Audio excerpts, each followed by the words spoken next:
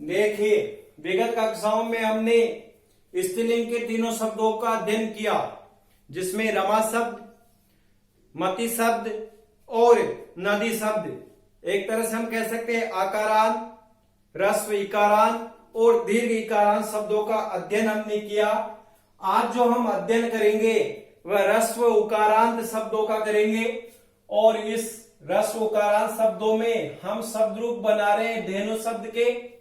धेनु का अर्थ होता है गाय, इसमें उ है रस, तो उकारांत स्त्रीलिंग, उकारांत स्त्रीलिंग शब्द। अब देखिए, इसके हम शब्द रूप बना रहे हैं। वही प्रारंभ में हमें विभक्ति लिखनी है, फिर एक वचनम, द्विवचनम और बहुवचनम। देखिए, प्रथमा में इसे धेनु शब्द का रूप बनेगा धेनुहु, द्वितीय में बनेगा धेनु, ह्रस्व की जगह दीर्घ हो जाएगा, और बहुवचन में बनेगा धेनवः, धेनुहु, धेनु, धेनवः। ये प्रथमा विभक्ति हो गई। द्वितीय विभक्ति में रूप बनेगा धेनु, धेनु, ऐसा कैसा आ जाएगा, और यहां पे भी धेनुहु, दीर्घ उ और विसर्ग लग जाएंगे। अब देखिए, तृतीया में इसका रूप बनेगा धेनवा, धेनुभ्याम,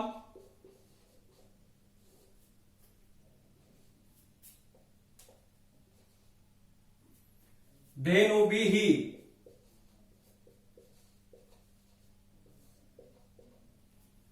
चतुर्थी में इसका रूप बनेगा, देखिए चतुर्थी से इसमें भी दो रूप बनेंगे। अब हमारे यहां पे एक तो बनेगा यहां पे धेनवई, डबल मात्रा, आई की मात्रा आ जाएगी, धेनवई, इसका उच्चारण होता है धेनवई।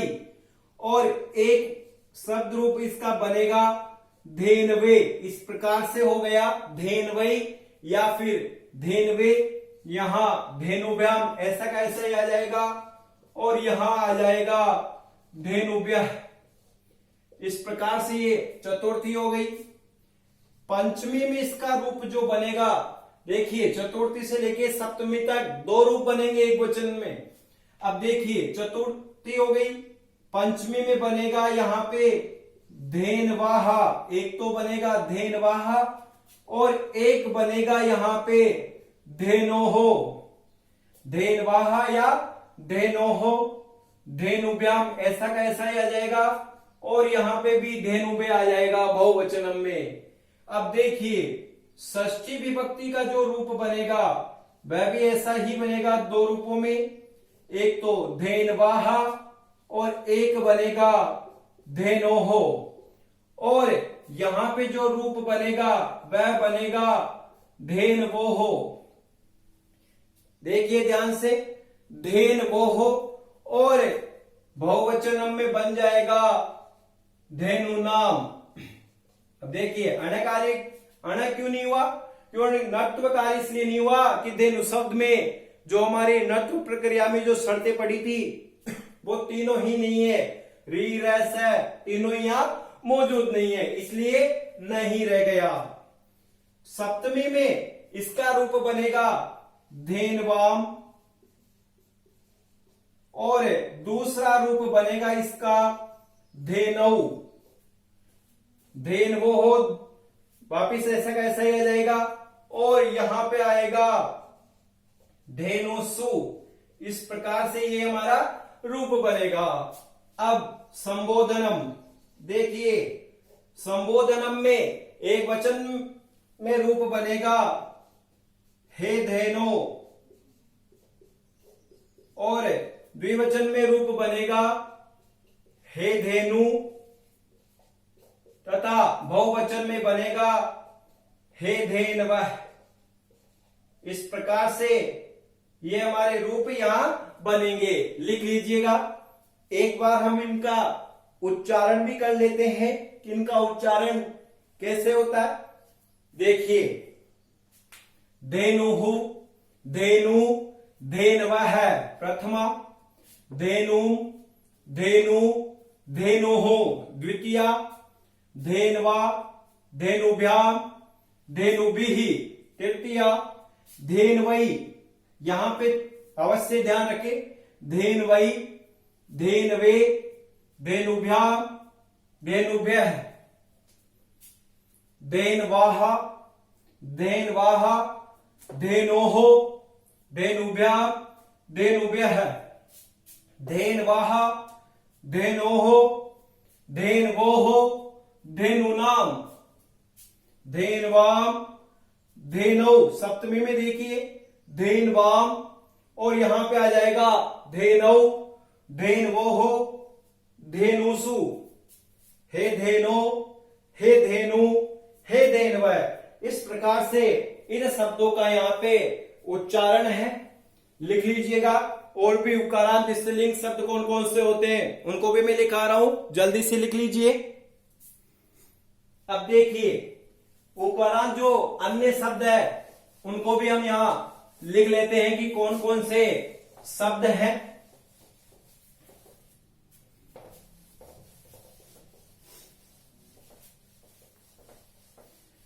लिखने में शुद्धता रखें।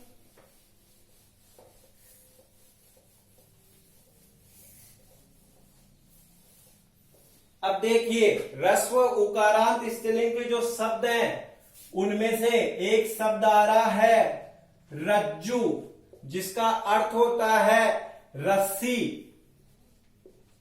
तनु, रज्जु, तनु। एक है आंसू। देखिए, हमने इस आंसू शब्द में सुना है आंसू कवि, यानी कि आंसू का तात्पर्य होता है शीघ्र। एक नाम है हमारे भगवान जी का आशुतोष, शिव जी का नाम आता है। आंसू का तात्पर्य हो गया जल्दी या शीघ्र, तोष यानी प्रसन्न होना, जो जल्दी ही प्रसन्न होने वाले हैं ऐसे को बोला जाता है आशुतोष। तो आंसू शब्द भी यहां, आंसू शब्द अगर अलग से लिखेंगे तो स्त्रीलिंग में यहां पे आएगा। एक है रेणु, एक है हनु।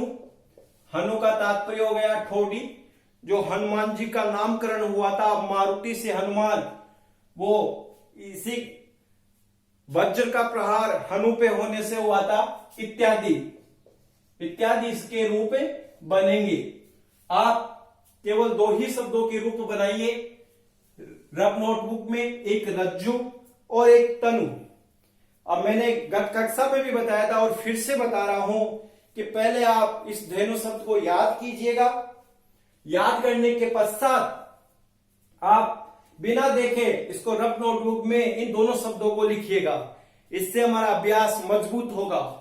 अब देखिए, कहीं पे भी कोई समस्या नहीं है। जैसे तृतीया में हमने शब्द बनाया था धेनवा, ऐसे ही रज्जु शब्द को बनाएंगे। तो देखिए, यहां से लास्ट में से जो मात्रा थी वो हटा दी और वार लग गया, तो हमने भी क्या किया, रज्जुआ।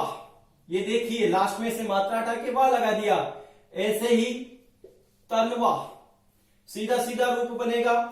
चतुर्थी में दो रूप इसके थे धेनु शब्द के, एक तो था धेनवई और एक था धेनवे। अब रज्जु शब्द किस प्रकार से बनेगा, एक तो बन जाएगा रजवई और एक बन जाएगा रजवे।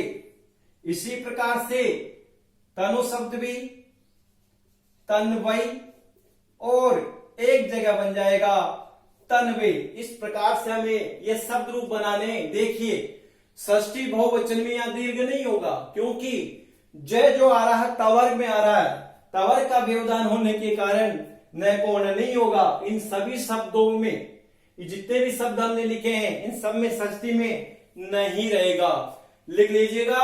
और इन दोनों शब्दों को रफ नोटबुक में हमें बनाना भी है। लिखिए इनको जल्दी से।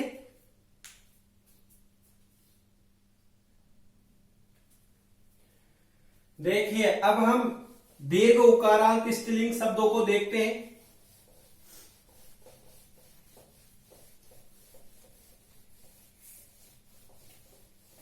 और दीर्घ उकारांत स्त्रीलिंग शब्दों में से हम शब्द बनाएंगे यहां वधु शब्द। देखिए ये 5वें नंबर का शब्द हमारा आ रहा है वधु। वधु का अर्थ होता है बहू। और देखिए ये दीर्घ उकारांत है तो ये हो गया दीर्घ उकारांत स्त्रीलिंग शब्द।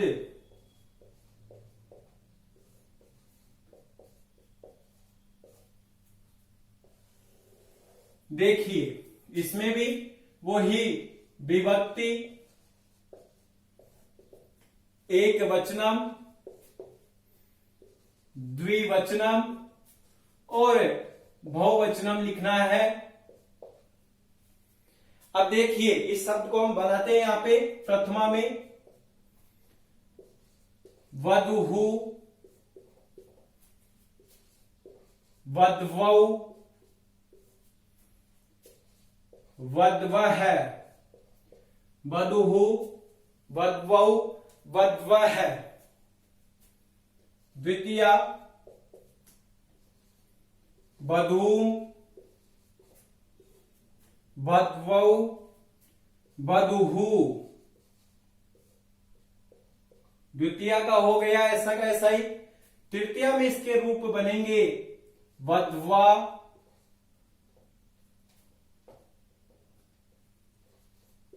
वधवा, वधुभ्याम, वधुभिः।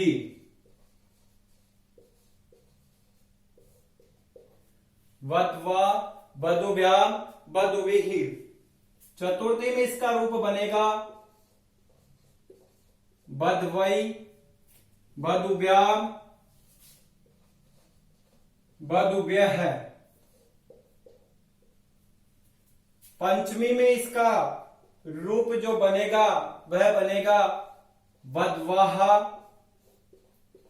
वधुभ्याम, वधुव्यः।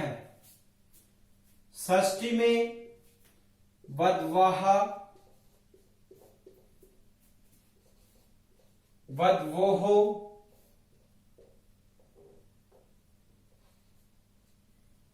वधवाः, वधवोः, वधूनाम, वधूनाम उ दीर्घ रहेगा वधूनाम।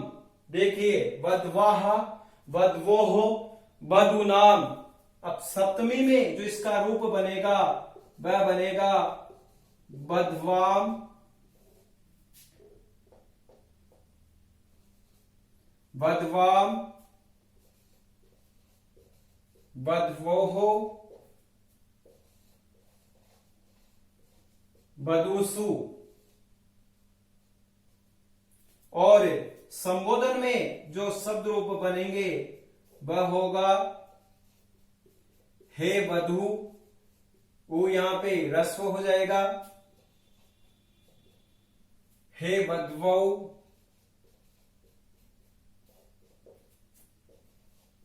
हे वधवः। इस प्रकार से ये हमारे वधु शब्द के रूप यहां पे बन गए हैं। एक बार हम इनका उच्चारण कर लेते हैं पहले, फिर लिख लेना। वधुहु, वधवौ, वधवः, वधूम, वधवौ, वधुहु, वधवा, वधुभ्याम, वधुभिः, वधवै, वधुभ्याम, वधुव्यः, वधवाः, वधुभ्याम, वधुव्यः, वधवाः, वधवोः, वधूनाम, वधवाम, वधवोः, वधूसु। हे वधू, हे वधवौ, हे वधवः। एक बार हम वापिस उच्चारण करते हैं इस शब्द का, थोड़ा हार्ड पड़ता है ये। वधुहु, वधवौ, वधवः, बधूम, बधूम, बधवौ, बधुहु, बधवा, बधुव्याम, बधुभिः, बधवै, बधुव्याम, बधुव्यः, बधवाः, बधुव्याम, बधुव्यः, बधवाः, बधवोः, बधूनाम, बधवाम, बधवोः, बधूसु, हे वधू, हे वधवौ, हे वधवः। इस प्रकार से इनका उच्चारण होता है। और यहीं पे एक लाइन नीचे छोड़ करके ये शब्द भी इसी के नीचे ऐसे कैसे लिख लेना है। एक शब्द होता है दीर्घ उकारांत चमू, जिसका अर्थ होता है सेना। चमू का अर्थ होता है सेना। एक होता है शब्द यवागु, जिसको सत्तू बोला जाता है। और एक शब्द होता है चंपू। देखिए, चंपू एक काव्य होता है जिसमें गद्य पद्य दोनों का ही मिश्रण होता है, इत्यादि शब्द चलते हैं। इसके कोई भी अभ्यास में शब्द नहीं बनाने हैं मधु शब्द दीर्घ उकारांत में से, केवल आपको ये तीनों शब्द याद रखने, एक चमू, एक यवागु और एक चंपू। देखो, चमू का अर्थ सेना, यवागु का अर्थ हो गया यहाँ पे सत्तू, और चंपू एक काव्य होता है जिसमें गद्य पद्य कहानी, यानी कि गद्य कहानी का भाग हो गया, यानी श्लोकों के अलावा जो भी है, यानी कि गद्य और पद्य यानी श्लोकों का मिश्रण होता है, वह चंपू काव्य कहलाता है। दोनों का मिश्रण लिख लीजिएगा इसको ऐसे वैसा ही शुद्धता से।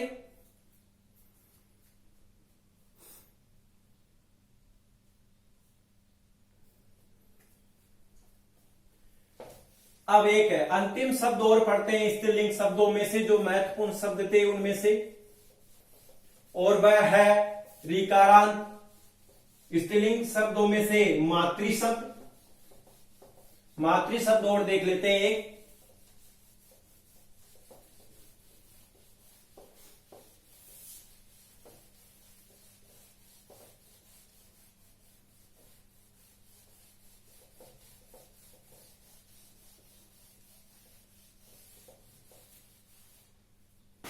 देखिए, मातृ का अर्थ हो गया माता, और ये हमारा हो गया ऋकारांत।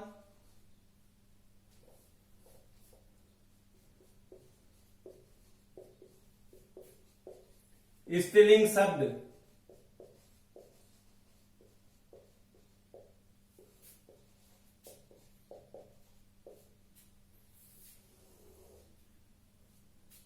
वही विभक्ति,